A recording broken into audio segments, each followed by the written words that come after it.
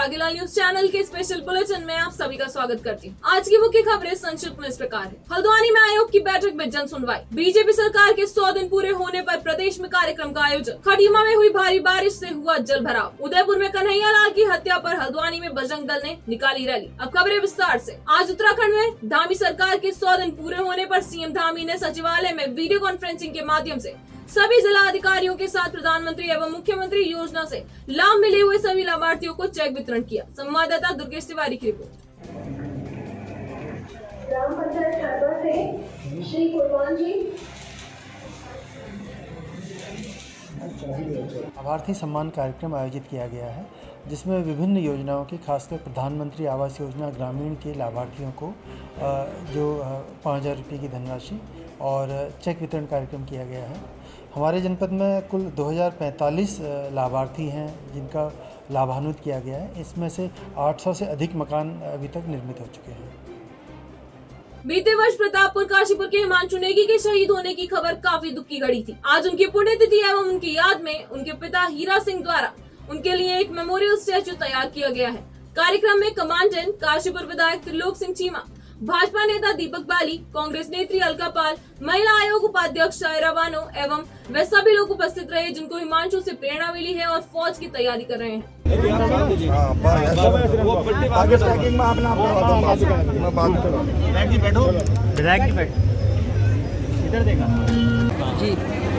मैं आपको बताना चाहता हूँ, हिमांशु यहाँ पे जो पांडे कॉलोनी है वहाँ के निवासी थे। ये अल्मोड़ा से इनके ग्रैंडफादर यहाँ शिफ्ट हुए थे और ये इन्होंने 2 साल 2 महीने 3 महीने सर्विस करने के बाद में ये जो है शहादत को प्राप्त हुए हैं। हिमांशु की जीवन शैली बहुत ही गंभीर और कठिनाइयों से थी। उसके पिता मेरे साथ खड़े हुए हैं, माता भी हैं। माता कहानी वो बहुत ही कठोर परिस्थिति से गुजरते थे और उन्होंने आर्मी के लिए एक दृढ़ संकल्प किया था कि मैं आर्मी में ही जाऊंगा, देश की सेवा करूंगा। और ऐसा ही हुआ।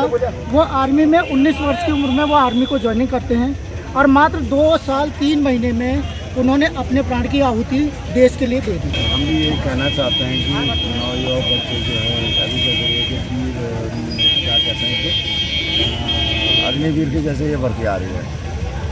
हौसला रखना चाहिए, योगदान देना चाहिए देश को। अपना हर नौजवान का फर्ज बनता है कि देश को योगदान दिया जाए अपना जितना हो सकता है, अच्छा से अच्छा। और देश सेवा करना एक बहुत महान कार्य है। एक अस्पताल के संचालक द्वारा 3 पत्रकारों के खिलाफ मुकदमा दर्ज कराया गया है। उनका आरोप है कि 50,000 की रंगदारी उन पत्रकारों द्वारा मांगी जा रही है। पुलिस द्वारा संबंधित धाराओं में मुकदमा दर्ज कर लिया गया है, जिसमें पत्रकार आरिफ खान, अजहर मलिक एवं योगेश शैली भी शामिल हैं। इस मामले में अभी किसी की गिरफ्तारी नहीं हुई है, पर पुलिस तहकीकात में जुट गई है। अस्पताल के डॉक्टर साहब ने एक प्रार्थना पत्र दिया था थाने में, जिसकी हमने प्रारंभिक जांच कराई। तो उनके द्वारा ये आरोप लगाए गए हैं कि 3 व्यक्तियों ने उनसे एक्सटॉर्शन, उनसे पैसे की डिमांड की है न्यूज़ चलाने के नाम पे।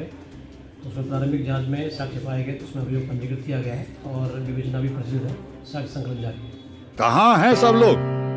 शाम की चाय तो एक साथ होनी चाहिए, सब लोग एक साथ बैठना ही नहीं चाहते। पापा, try this. लो, सब लपक लिए।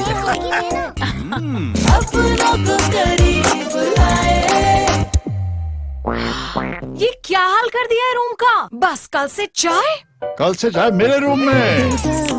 देवर पान नमकीन अपनों को करीब लाए। राजस्थान के उदयपुर में दिन दहाड़े कन्हैया लाल की दुकान में घुसकर की गई हत्या के विरोध में विश्व हिंदू परिषद के आह्वान पर बजरंग दल के कार्यकर्ताओं ने आज हल्द्वानी के जेल रोड चौराहे से लेकर कालाडूंगी चौराहे तक जुलूस निकाला। संवाददाता दीपक अधिकारी की रिपोर्ट।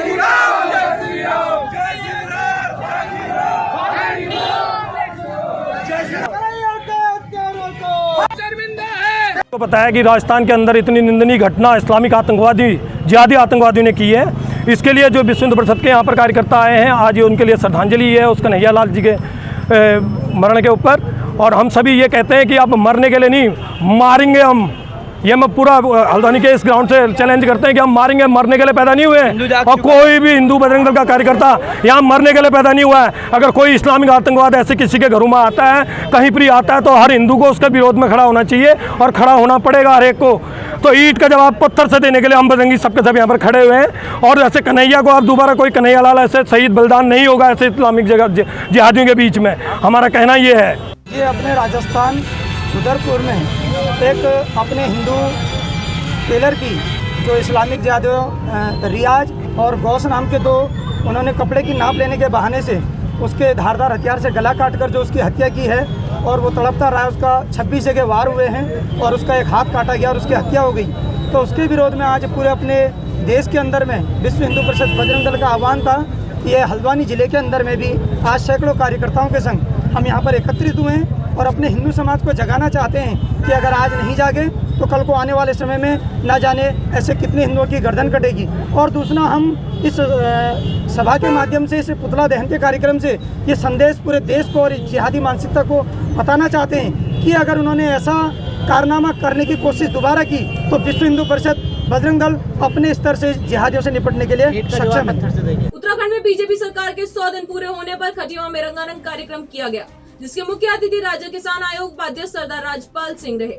इस दौरान आयोजित कार्यक्रम में प्रधानमंत्री आवास योजना के लाभार्थियों को आवास बनाने पर प्रशस्ति पत्र देकर सम्मानित किया गया। वहीं राज्य सरकार ने प्रत्येक लाभार्थी को 5,000 बोनस देने की घोषणा की है, जो कि उनके खातों में आएगा। संवाददाता गुरदीप सिंह की रिपोर्ट।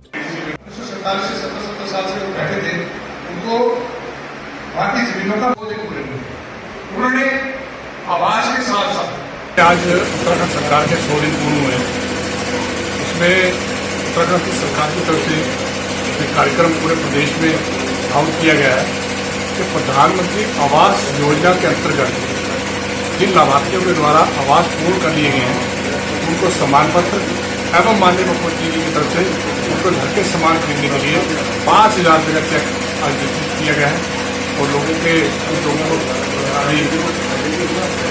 प्रशस्ति पत्र दिए गए हैं और जो भुगतान है वो उनके खातों में दिनों में आ जाएगा। पूरे देश में राष्ट्रीय पशु रोग नियंत्रण कार्यक्रम के अंतर्गत पशुपालकों के घर जाकर खुरपका मुंहपका टीकाकरण किया जा रहा है। काशीपुर में भी पशु चिकित्सा अधिकारी ने जानकारी दी कि उनका लक्ष्य 25 जून से 24 जुलाई तक 14,100 टीकाकरण पूर्ण करने का है, जिसमें से अभी तक कुल 2,100 टीकाकरण उनके द्वारा किए गए हैं। इसमें उन्होंने 14 टीमों का गठन किया है।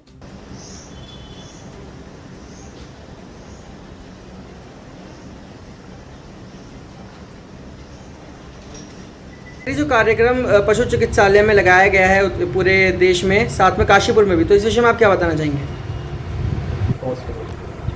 राष्ट्रीय पशु रोग नियंत्रण कार्यक्रम के अंतर्गत इस समय वर्तमान में 25 जून से हमारे पूरे उत्तराखंड में और तथा इसके अंतर्गत पशु चिकित्सालय काशीपुर में खुरपका मुंहपका रोग नियंत्रण कार्यक्रम के अंदर बृहद टीकाकरण कार्यक्रम जो है पूरे क्षेत्र में चल रहा है। इसमें हमारे पशु चिकित्सालय क्षेत्र के अंतर्गत 14 वैक्सीनेटर्स की टीम बनाई गई है, जो पशुपालकों के द्वार पर जाकर, उनके घर पर जाकर खुरपका मुंहपका रोग का निःशुल्क टीकाकरण करेंगे। यह कार्यक्रम 25 जून से शुरू हो चुका है और आज के दिनांक तक हम लगभग 2100 पशुओं का टीकाकरण कर चुके हैं। आज पुलिस अधीक्षक रुद्रपुर मनोज कत्याल के आदेशानुसार पुलिस कार्यालय रुद्रपुर में चंदन सिंह, बहादुर सिंह व अमर सिंह गैड़ा की अधिवर्षता सेवानिवृत्ति के अवसर पर विदाई समारोह का आयोजन किया गया। इस अवसर पर पुलिस अधीक्षक द्वारा सेवानिवृत्त हुए पुलिस कार्मिकों को प्रशस्ति पत्र, स्मृति चिन्ह तथा उपहार भेंट कर भावभीनी विदाई दी गई। संवाददाता दुर्गेश तिवारी की रिपोर्ट। सेवा एवं योगदान के लिए समस्त उत्तराखंड पुलिस बल की ओर से आपको धन्यवाद देता हूँ। अगले 3 कर्मचारियों का विदाई समारोह था, जिनमें से 2 कर्मचारियों ने 40 वर्ष से अधिक की सेवा सफलतापूर्ण करके और अधिवस्था आयु में आज रिटायर हुए हैं। और एक अधिकारी जो है हमारे, उन्होंने 14 ईयर्स तक सेवा दी है। वो आर्मी से पहले रिटायर होकर के पुलिस में आए, उसके बाद पुनः यहाँ से अभी रिटायर हुए।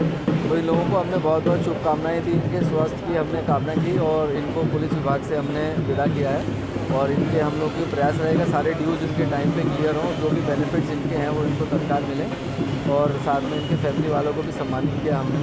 और इनको विदाई समारोह में हम लोगों ने इनको एक भावभीनी विदाई दी। सर कहाँ तैनात थे? ये एक आर्मोरी में तैनात थे और 2 सिविल पुलिस में थे, जो अलग अलग यूनिट्स में काम कर रहे थे। खटीमा में भारी बारिश से हुए जल भराव से परेशान ग्रामीणों ने उप जिलाधिकारी को जल निकासी करवाए जाने को लेकर ज्ञापन सौंपा और जल निकासी करवाए जाने की मांग की। संवाददाता गुरदीप सिंह की रिपोर्ट।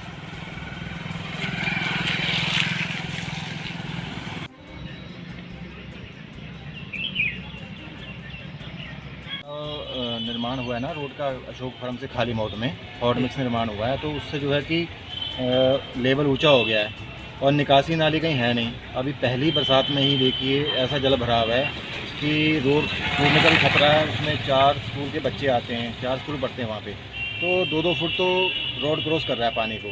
तो बहुत गंभीर समस्या है, लोगों के घरों में पानी घुसा पड़ा है, बेचारों को बहुत ही समस्याओं का सामना करना पड़ रहा है आने जाने में, तो बहुत दिक्कत है। हम इस कार्य को लेकर यहाँ पहुँचे एसडीएम साहब के पास, आश्वासन दिया उन्होंने कि कल को हम जो है कि वहाँ पहुँच के उसको तुरंत कार्रवाई करेंगे।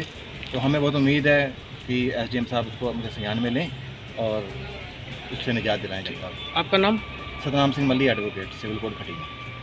तो बदूरिया, झंकर, झमकैया, इन सारी जगहों में क्योंकि अभी बरसात की शुरुआत ही हो रही है, यहाँ पर जलभराव की स्थिति पैदा हो गई है और ये जलभराव कहीं ना कहीं लोगों द्वारा जो अतिक्रमण कर दिया गया नालों में और कल्वर्ट्स वगैरह में, उसके कारण ये पैदा हुआ है। तो मैं आज इसका मेरे को जिन्होंने ज्ञापन दिया है, इसके माध्यम से मैं कल जेसीबी ले जाकर जहाँ पर भी अतिक्रमण हो रहा होगा उस अतिक्रमण को हटाया जाएगा और पानी का प्रॉपर ड्रेनेज किया जाएगा ताकि कहीं भी जलभराव की स्थिति पैदा हो।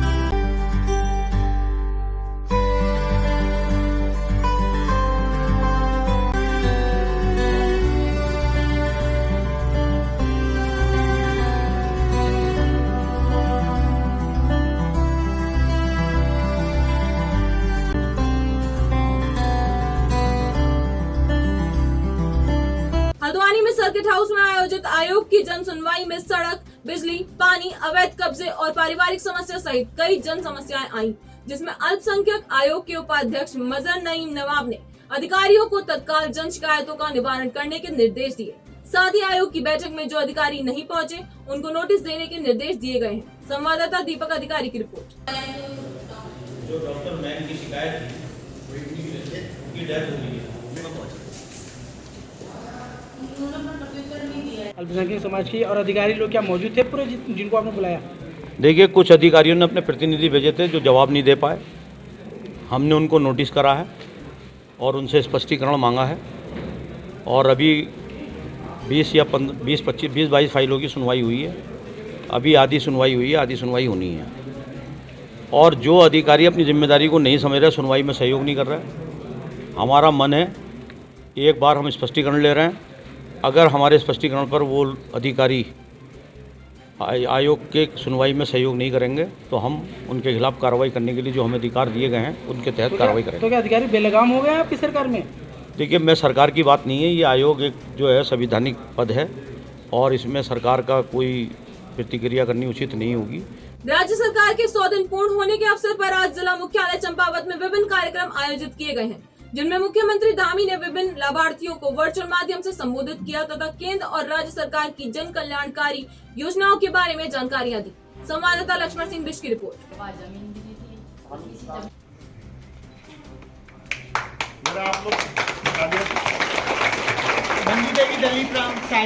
आज राज्य सरकार के 100 दिन पूरे होने पर जो माननीय प्रधानमंत्री जी की जो स्कीम है प्रधानमंत्री आवास ग्रामीण आवास योजना, तो उसमें जो हमारे लाभार्थी हैं उनको यहाँ पे सम्मानित किया गया और दूरस्थ क्षेत्र से भी लाभार्थी आए हुए थे यहाँ पे और माननीय मुख्यमंत्री जी ने उनको संबोधित किया सारे जनपदों को और उसमें ये बताया कि जनपद चंपावत में जो सैनिक विश्राम गृह है टनकपुर में, उसका एक विकास किया जाएगा ताकि सैनिकों को वहाँ फैसिलिटी मिल सके। और जो हमारे यहाँ पे खतेड़ा में जो राजकीय उद्यान है उसमें तेजपत्ता के एक्सीलेंस सेंटर बनाया जाएगा और इसी तरह से मौन पालन की भी माननीय मुख्यमंत्री ने घोषणा की कि मौन पालन से भी जो हमारे कृषक हैं उनकी आय को बढ़ाने का प्रयास किया जाए। धन्यवाद। आज के लिए बस इतना ही। उत्तराखंड से जुड़ी सभी खबरों को जानने के लिए जुड़े रहिए सुरागी लाल न्यूज चैनल से। धन्यवाद।